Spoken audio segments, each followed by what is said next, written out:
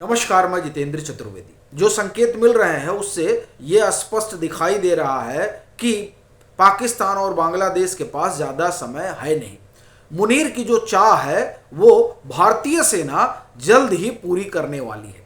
अब बड़ा प्रश्न यह है कि ऐसा कौन सा संकेत मिल रहा है, तो उसमें दो बातें नजर आ रही है। पहला, जो कुछ सेना की ओर से आ रहा है, और दूसरा एजेंसियां, क्योंकि जब आप कोई बड़ा ऑपरेशन करते हैं तो उसके लिए तमाम तरह की इंटेल चाहिए होती है कि क्या कुछ उधर चल रहा है, और दूसरा जो जांच पड़ताल चल रही है उसमें किस तरह की सूचना निकल कर आ रही है।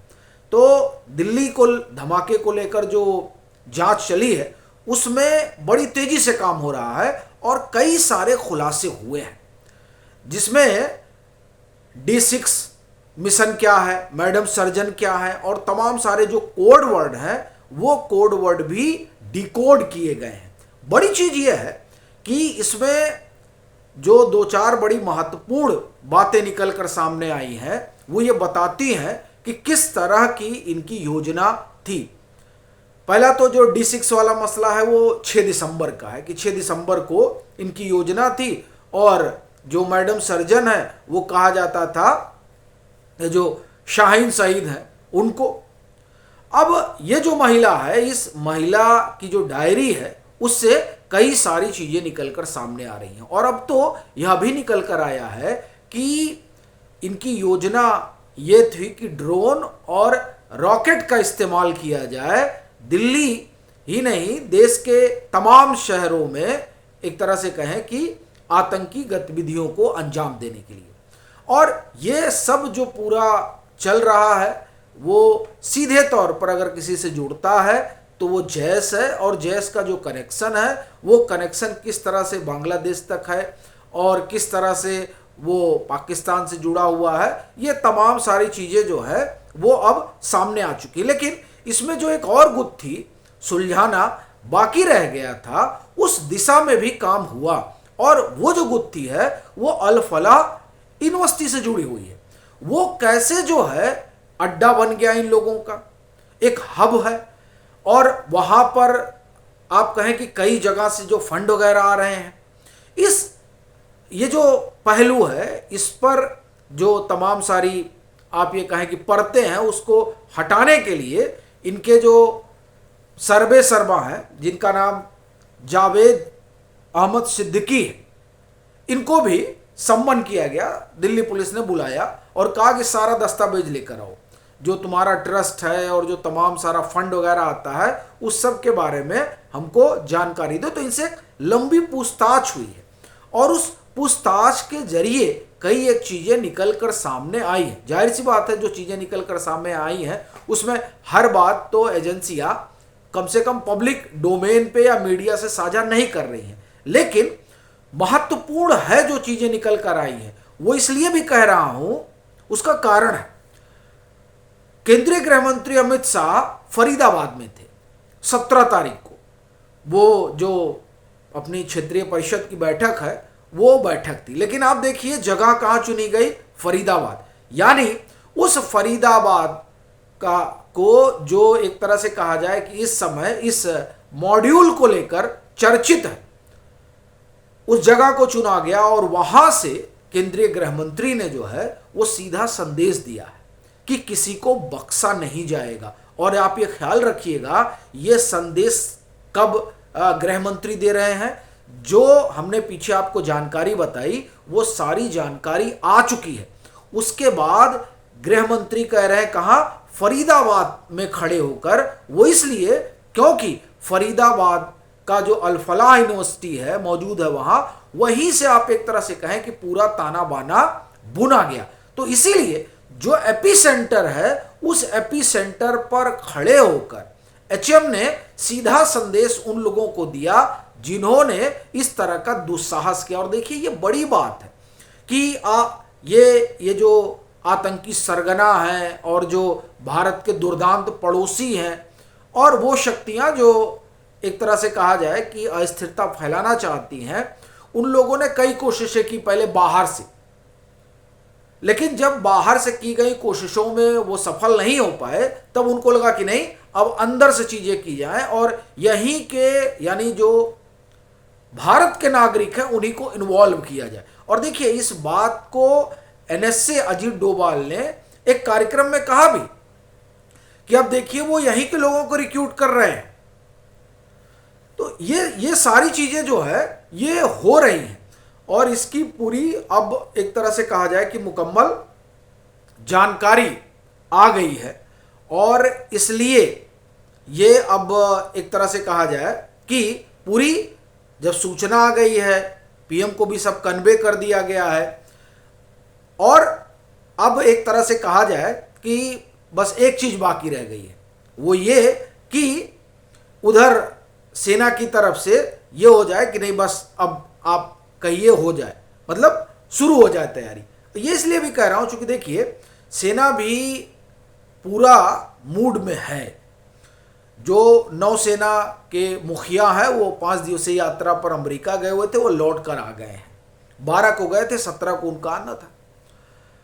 तो इधर वो तैयार हैं। जो सेना प्रमुख हैं उपेंद्र द्विवेदी, उन्होंने तो एक कार्यक्रम में कह भी दिया कि जो भूगोल बदलने वाला मसला है उसमें कोई समस्या नहीं है, क्योंकि पाकिस्तान बाज आ नहीं रहा है, वो अपनी ज़मीन का प्रयोग जो है वो कर ही रहा है, भारत के खिलाफ आतंकवादियों को पाल पोस रहा है। उधर वो करें, नौ सेना एकदम बैठी हुई है, क्योंकि पीएम ने कहा ही था कि अब की बार आप ही का है नंबर, यानी आप ही को मौका दिया जाएगा। तो ये तैयार बैठे हुए हैं। उधर एयरफोर्स भी एक तरह से कहा जाए कि कोई कसर छोड़े ऐसा दिखाई नहीं दे रहा है और अभ्यास लगातार चल रहा है। तो इसलिए तीनों सेनाओं का कोऑर्डिनेशन एक, दूसरा जो तमाम सारे इक्विपमेंट हैं उन इक्विपमेंट का आपस में कोऑर्डिनेशन, क्योंकि ऑपरेशन सिंदूर में जो सबसे बड़ी चीज़ दिखाई दी थी वो यही कि जो तमाम सारे इक्विपमेंट हैं उनका जो कोऑर्डिनेशन हुआ, उस कोऑर्डिनेशन ने इतना डेडली कॉम्बिनेशन बना दिया कि इनके जो तमाम चीनी आइटम थे वो आइटम हवा में ही आप कहें कि ख़त्म हो गए। तो इस लिहाज से देखा जाए तो सेना भी एकदम कमर कसे हुए है, पूरी तैयार बैठी हुई है। अब जो इंतज़ार है वो इंतज़ार आप एक तरह से कहा जाए कि उस फाइनल मुहर का है, जिसमें ये एकदम तय हो जाए कि जैश तो है ही है, लश्कर भी शामिल है, इसकी सूचना जो है वो आ चुकी है पूरी तरह से, अब उसमें कोई किंतु परंतु नहीं है।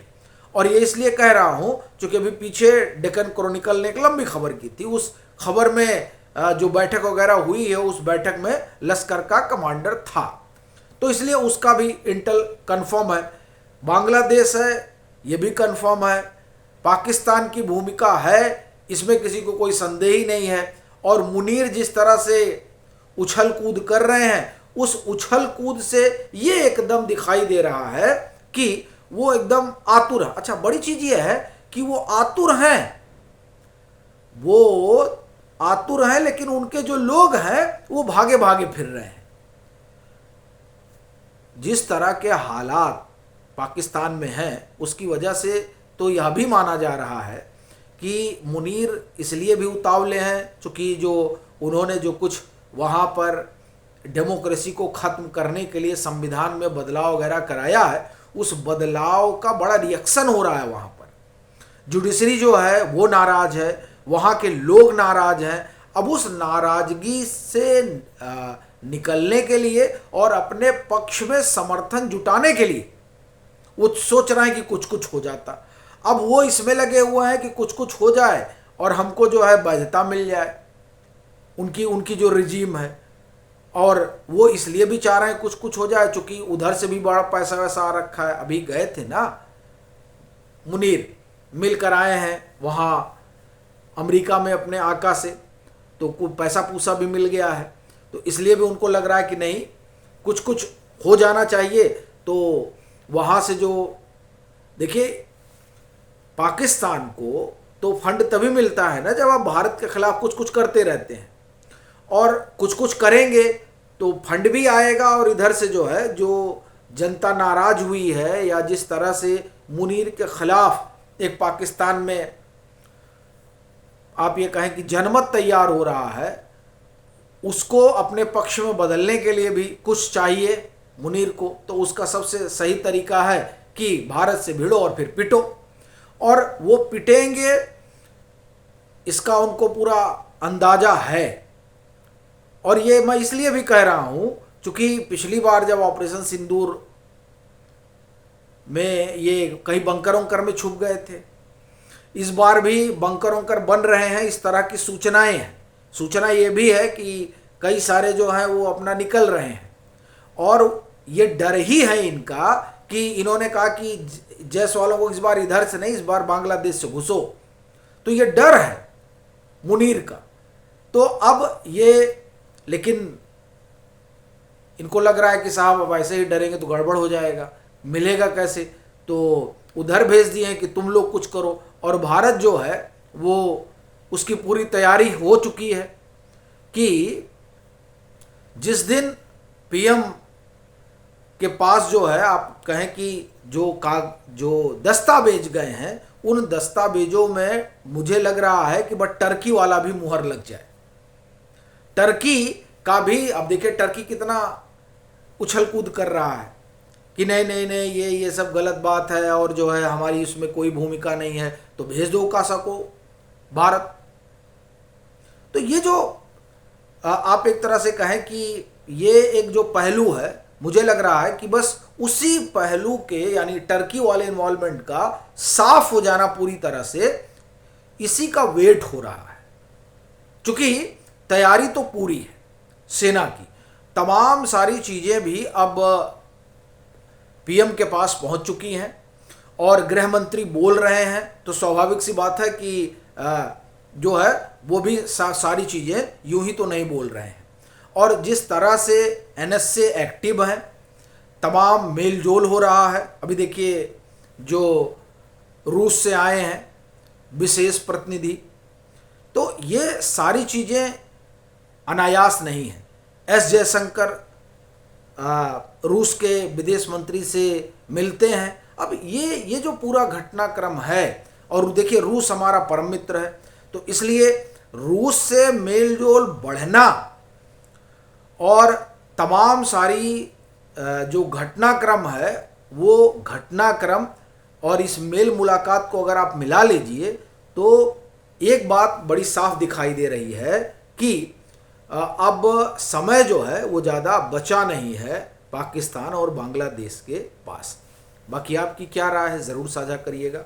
मतांतर से नहीं जुड़े हैं तो जुड़िएगा।